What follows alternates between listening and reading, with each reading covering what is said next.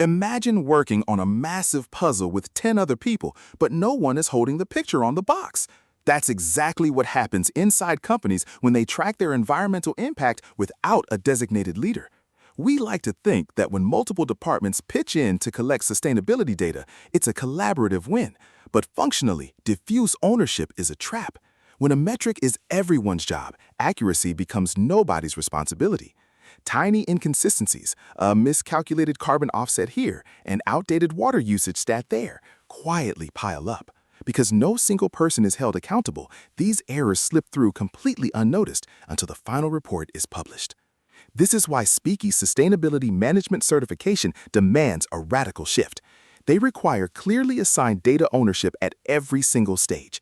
Companies can no longer rely on shared ambiguous responsibility. One specific person needs to own that data, verify its truth, and answer for it. True accountability is the only way to turn corporate sustainability promises into reality.